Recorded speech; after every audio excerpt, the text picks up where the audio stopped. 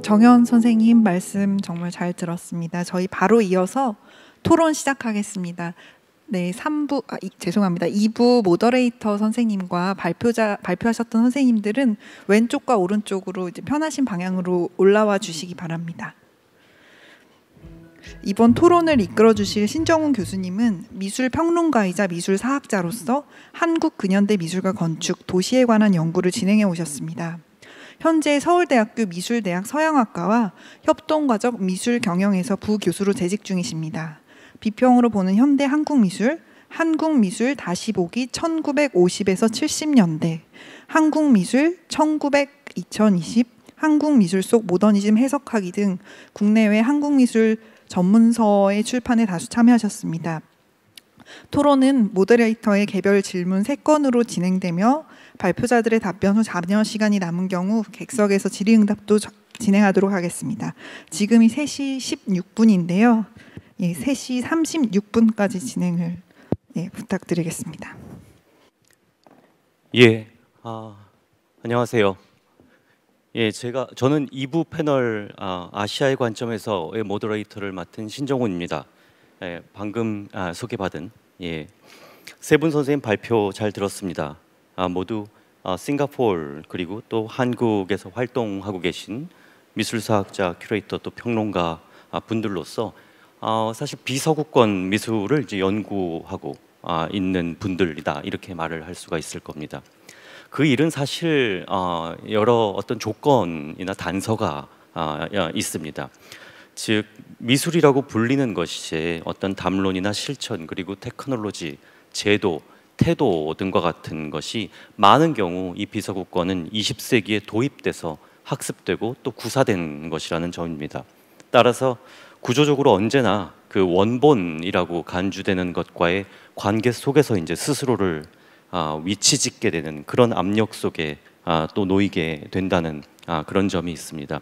이 위계적이고 또 비대칭적인 이런 구조가 과연 어떻게 이 아시아, 이 남아시아 그리고 동아시아의 미술 실천과 담론 형성에 영향을 주었는지, 또 그 구조에 대한 대응은 어떻게 있어 왔는지, 또 21세기 현재 또한 그와 같은 구조는 여전히 굳건한지 아니면 또 그 이후에 어떤 단계에 돌입했는지와 같은 것들이 이제 이 패널을 통해서 논의되거나 상상될 수 있는 그런 질문이 아닐까 생각됩니다. 이런 의미에서 데이비드 태 선생님에 대한 질문을 제가 드리겠습니다. 이 데이비드 태 선생님의 발표문은 이제 지금 제가 말씀드린 이 모두의 말과 연관해서 매우 좋은 시작이다 이렇게 말을 할 수 있을 겁니다. 데이비드 태 선생님의 어떤 그 시작에서는 글의 시작은 저에게는 비서구권 미술을 공부하는 사람들은 언제나 이 서구의 어떤 미술의 범주들을 열심히 공부를 해야 하고 또한 동시에 그것을 의심하는 일을 계속해서 반복해야 한다는 그런 것을 이제 말씀해주고 계신다고 생각합니다.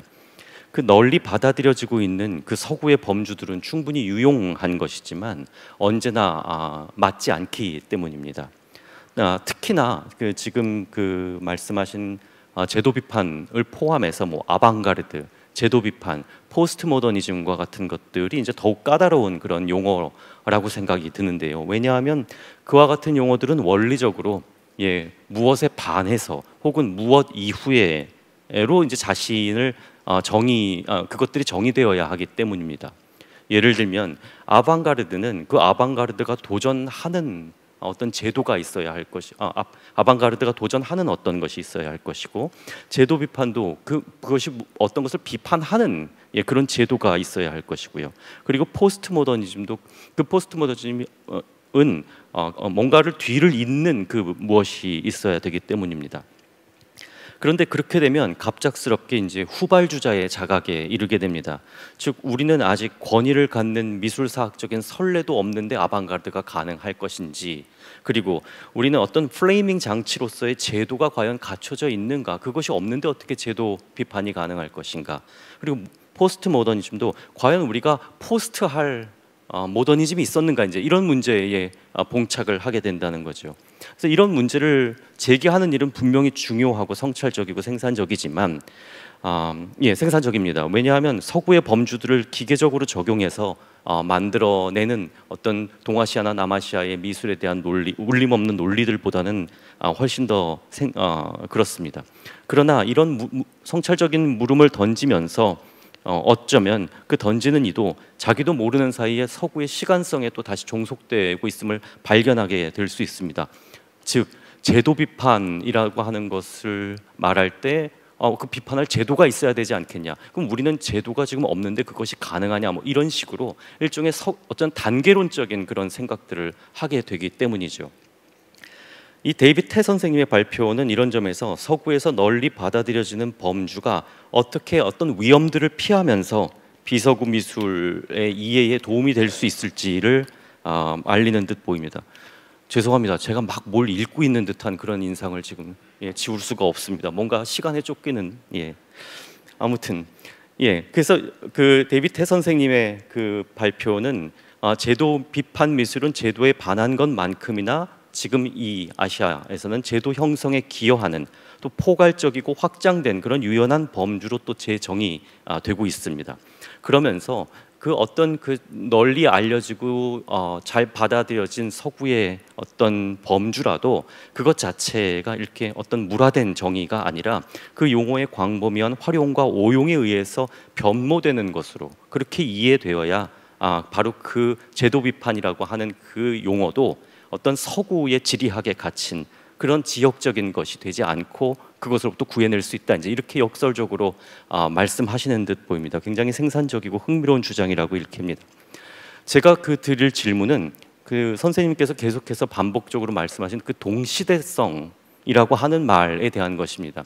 이 동시대성이라고 하는 말을 선생님이 쓰실 때 뭔가 그 어떤 별로 소망스럽지 못한 그 위계적인 구조를 좀 넘어서 있는 것 같은 그런 인상을 제가 종종 받곤 했습니다. 선생님께서 실제로 생각하시는 어떤 그리고 지금 발표에서 사용하신 그 동시대성이라고 하는 그 용법이 어떤 것인지 그것이 지금 제가 말씀드린 이런 어떤 비서구권 미술을 공부하는 사람들이 항상 맞닥뜨려야 되는 그 문제를 넘어서 있는 혹은 그 문제를 해결할 수 있는 어떤 방법일지 그게 궁금해서 말씀드립니다.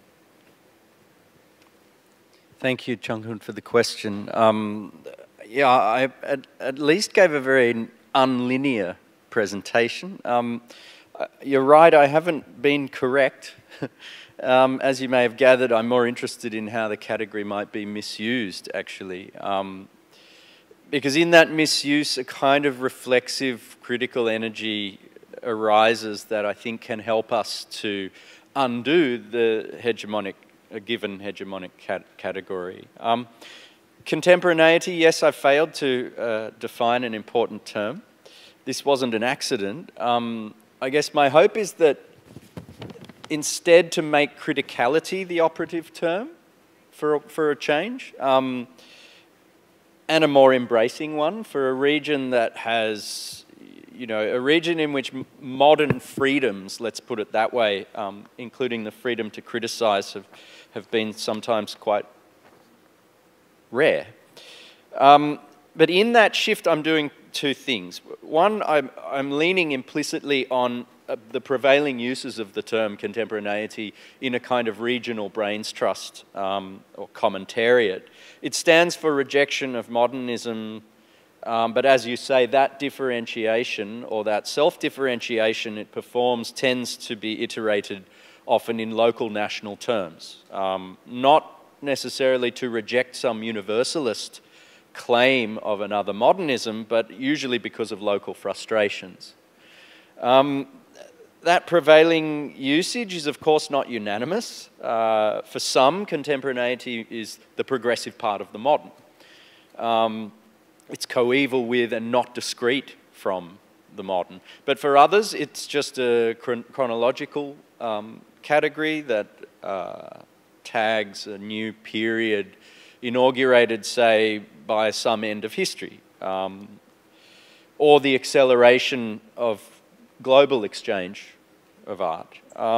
And our best theorists in the region where I work, in my opinion, are people for whom contemporaneity was defined by the surpassing of some modernism, but with social or political responsiveness prioritized over, say, formal responses. A political responsiveness whose horizons were, moreover, local, national, but also regional, right? Also transnational, I'm trying to establish. Those thinkers all identified the grain of that contemporaneity in the 1970s. And this is maybe my second dodge. If my own definition has to be different to theirs, it's because I see these two moments as discontinuous until proven otherwise, the 70s and the 90s. I've unpicked the category of the institutionally critical with reference to both of these periods. I reiterate this point that for me, they are discontinuous contemporaneities, if you like, until we prove their continuities. And I think there's a danger of eliding the differences. It happens, by the way, that almost no one in my region is really interested in this, I think. Almost no one is referring to those regionalists. And their story was a story about the 70s told in the 90s, from the late 90s, right? So it's quite a specific sort of realization of contemporaneity that I'm talking about. Institutional critique and maybe institution making has proven, I think, a useful way of marking the similarities between those two moments. But in what respects was the 90s moment different to that 70s moment? This, I think, is what I would prefer to target, to question. For me, the term contemporaneity is valuable insofar as it is taken as an opportunity.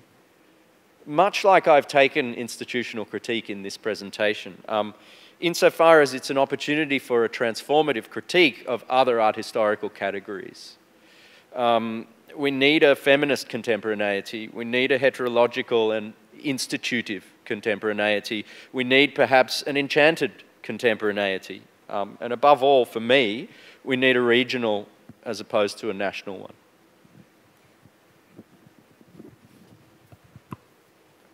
예, 선생님 말씀 잘 들었습니다. 아마도 저한테는 이질성이라고 하는 말과 기회라고 하는 말이 이 동시대성과 연관된 가장 의미 있는 그런 말처럼 저한테는 여겨지기는 했습니다. 예, 그러면은 곧바로 김인혜 선생님에 대한 질문으로 넘어가겠습니다. 김인혜 선생님께서는 국립현대미술관 근대미술 팀장으로 계시면서 굉장히 높은 수준의 많은 전시들을 선보인 바 있습니다. 그래서 꽤나 이제 그 준비 과정에서 어떤 고민과 의식이 있으셨는지 또 어떤 방법과 노하우가 있는지 많은 분들이 궁금해 온 터라 발표를 더욱더 흥미롭게 읽었습니다. 저는 이 발표의 이제 이 후자 그 뒷부분에서 이제 굉장히 조금 굉장히 흥미로운 부분이 하나 있었습니다. 물론 선생님께서는 어떻게 한국의 근대 미술이 식민주의와 제국주의의 역사 서술 속에서 논의될 수 있는지를 계속 말씀을 하시다가 이제 뒷부분에 들어서 어떻게 보면 이제 그와 같은 역사 서술이나 그와 같은 역사의 어떤 전개를 전시하는 것과는 조금 다른 어떤 그 근대 미술과의 시간과 근대 미술의 시기와로부터의 시간적인 거리의 감각 같은 것들을 조금 말씀하시는 듯한 느낌을 저는 받았습니다. 즉 근대 미술이 이제는 어떤 일정한 거리를 두고 바라볼 수 있게 되었다라고 이제 말이죠. 그래서 그것이 고통이든 저항이든 트라우마든 그 트라우마에 대한 극복이든 그와 같은 어떻게 보면 계속되는 서사로부터 일정한 거리를 취하게 돼서 근대 미술이 이제는 패배나 비애의 느낌으로 환원되지 않고 어떤 아나크로니즘에 따른 신선한 감각이나 영감을 불러일으키는 지점이 있지 않은가라고 하는 그런 말씀처럼 저한테는 들렸습니다. 그래서 실제로 그것이 문성식의 작품에 대한 이야기를 하시는 것도 하나의 사례일 텐데요. 그것이 동시대 작가들에게 어떤 형성력으로 작용할 수 있지 않았나라는 그런 코멘트로 읽혔습니다. 그리고 덕수궁 근대미술 전시장에 이제 길게 늘어선 관객들은 바로 이와 같은 조금 달라진 시대적인 감각을 입증하는 듯 보이기도 합니다. 아마도 이것은 한국이 이전과는 조금 다른 단계에 이르렀다고 생각된 최근에 조심스럽지만 논의될 수 있는 생각이 아닌가 그렇게 생각이 됩니다. 그러나 여전히 또 어떤 이들에게는 근대미술이란 자유롭고 또 검색하고 또 회수될 수 있는 그런 아카이브적인 충동이 되기 전에 식민주의와 제국주의의 트라우마와 이제 긴밀히 또 결부되어 있는 것이 아니냐라고 다시 반문할 수도 있을 것 같습니다. 아무튼 제가 드는 생각은 이 2000년대 초부터 근대미술의 전시를 지속하면서 현재에 이렇게 이르게 된 그런 어떤 생각의 궤적 같은 게 궁금합니다. 즉 마지막에 말씀하신 그 일정한 거리감이 생겨서 일종의 시대착오적인 해방감이라고 부를 수 있게 된 그런 것에 이르게 된 그런 고민의 궤적이라고 할까, 그 변화의 계기가 있었을까, 혹은 그것이 무엇일까, 이런 질문입니다. 네, 질문이 어떻게 보면 발표보다 더 잘 저의 발표의 요지를 정리해준 그런 느낌이 사실 들었는데, 제가 정말 말하고 싶은 부분이었던 것이거든요. 그러니까 사실은 저는 한편으로는 한국이 1차적인 작업이 계속 필요하다고 생각해요. 그 1차적인 작업을 잘할 수 있는 데는 계속 그걸 하고 있어야지만, 우리가 그러니까 1차적인 작업이란 건 아카이브의 기초를 만든다든지 뭐 여러 없어지기 쉬운 것들을 일단은 보존해 놓는다든지 그것이 무엇인지 일단 추적을 한다든지 뭐 이런 식의 작업들인데, 그런 것들을 한편으로 계속 하고 있어야 되고, 하지만 또 그것들이 의미를 가지려면 지금의 시점에서 이것들이 끄집어져 나와야 된다는 거죠. 그래서 그 두 가지가 양방향으로 중요하다라는 생각을 계속 하는데, 특히 지금 이 컨텍스트에서는 서울관 10주년이고 또 여기 오신 분들이 더 미술계 종사자들이라고 생각되기 때문에 제가 이 후자의 방점을 좀 두고 싶었던 이유이기도 한데요. 개인적으로 제가 이제 이 질문지를 미리 받았었을 때 제일 먼저 떠오른 저의 궤적에서의 어떤 기점은 잠깐 프리젠테이션에서 얘기했던 덕수궁 프로젝트였어요. 그게 딱 지금으로부터 한 10년쯤 전에 했었던 건데 2012년에 했었거든요.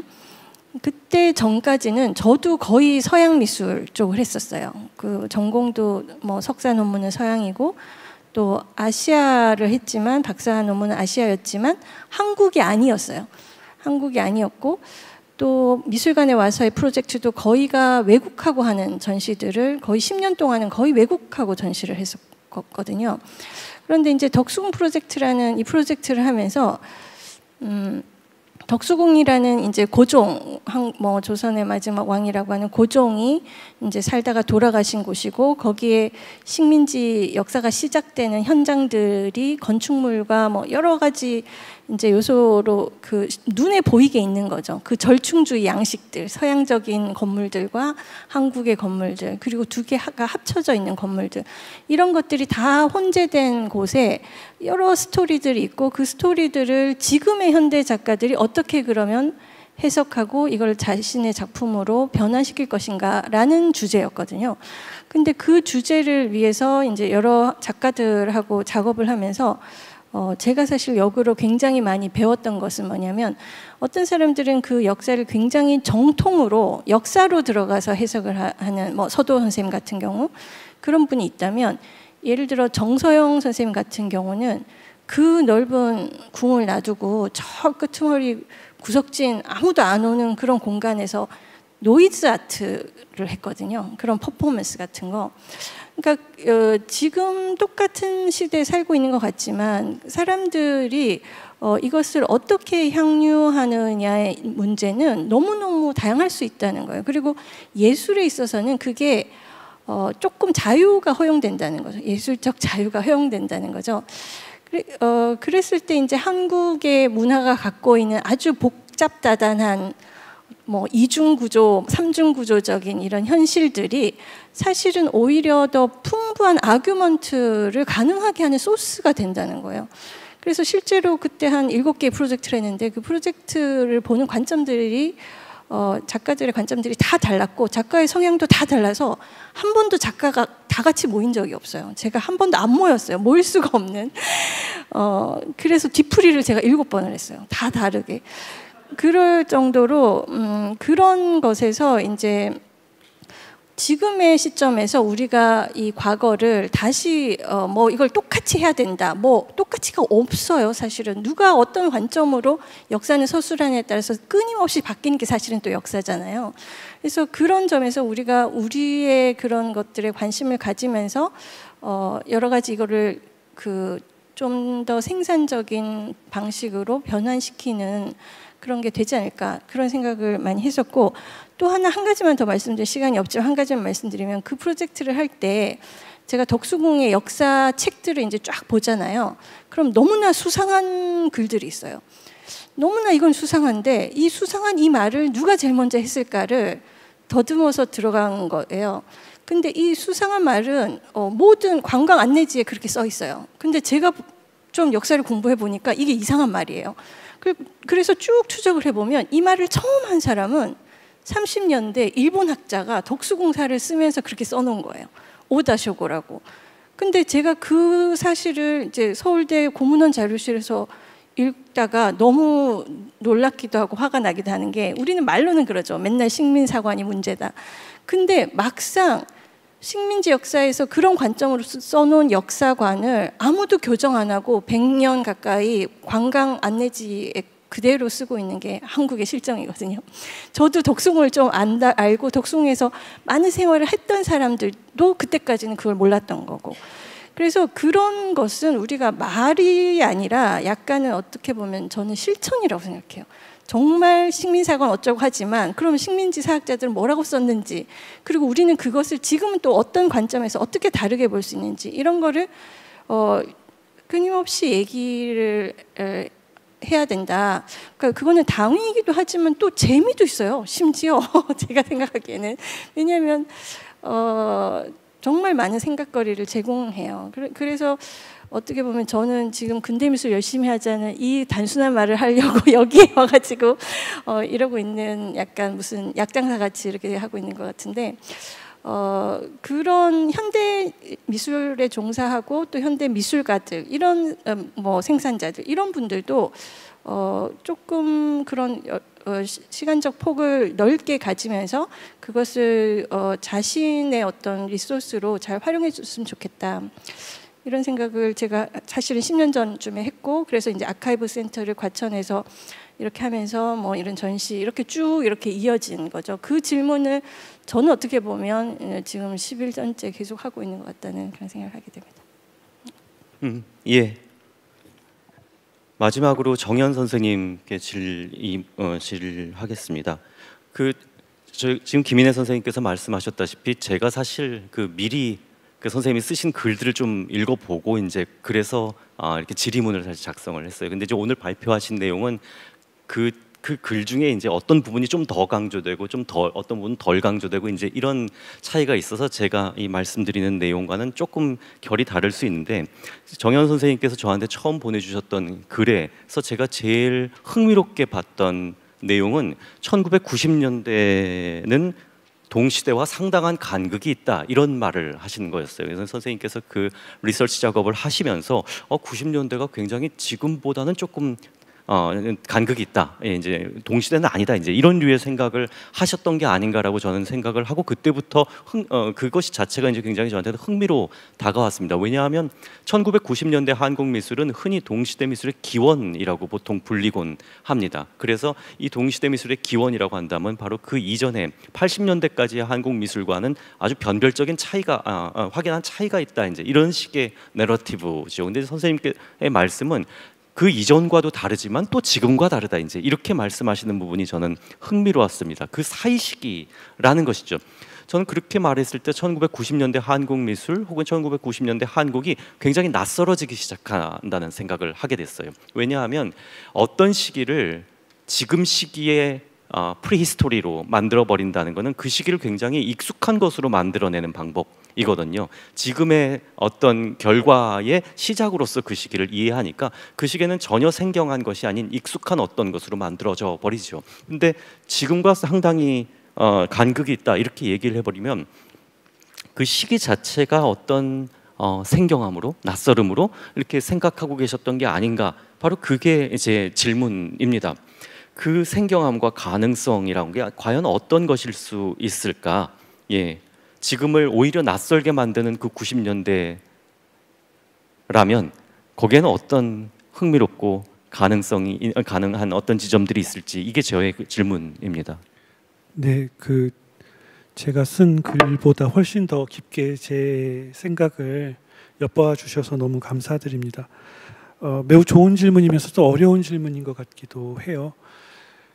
저는 지금 이전의 미술 그리고 아니면 지금의 기원이 아니고 지금 이전의 미술이라고 한 것은 이 동시대라고 하는 것의 착시 현상을 아마 생각했던 것 같습니다.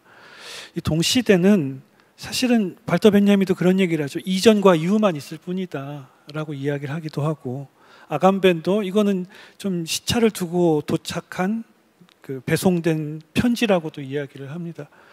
동시대를 우리가 너무나 좋아하는데요.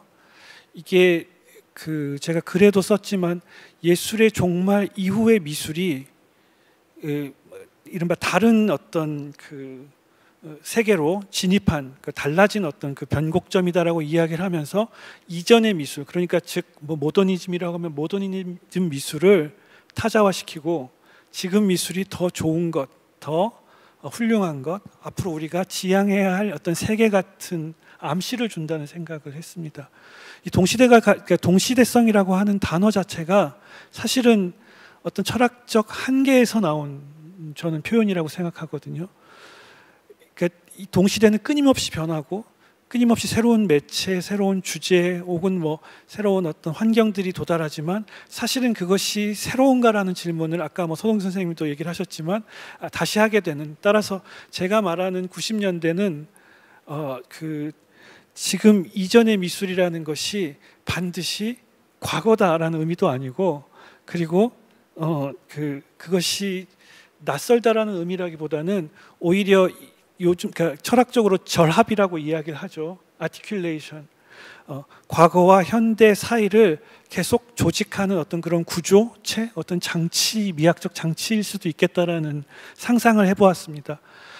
90년대 연구를 하면서 가장 힘들었던 건 80년대, 70년대보다도 자료를 구하기가 어려운 점이었어요. 목록화가 되어 있지 않고, 그리고 90년대를 그냥 대부분 이런 시대라고 일반화시켜서 이야기를 하는 경우가 상당히 많은데, 막상 그 안에 들어가 보면 엄청난 혼란과 그리고 충동과 그리고 비약 사이에서 자기의 자리를 잡지 못해서 배회하고 방황하는 개인들의 모습들을 좀 발견하게 돼요. 그러니까 세계인이 되고 싶은 열망만큼 또 나라는 존재에 대한 질문이 동시에 교차가 되는 시기여서인지, 이것을 어떤 사조나 어떤 틀로 규정 짓는 것은 아무래도 좀 어렵다는 생각에서 이런 표현을 쓴 것 같습니다. 네. 예, 그 시간이 사실 상당히 많이 초과가 된 상태이기는 합니다. 지금 아마 저희가 나누는 대화 중에 많은 키워드들은 서구, 비서구, 그리고 동시대, 혹은 그 이전 이런 식으로 공간과 시간에 대한 것이었습니다. 그만큼 답을 내리기 쉽지 않은 그러나 많은 질문들을 할 수 있는 그런 주제가 아니었나 생각됩니다. 선생님들 발표 잘 들었습니다. 2부 경청해 주셔서 감사합니다. 여기까지 하겠습니다.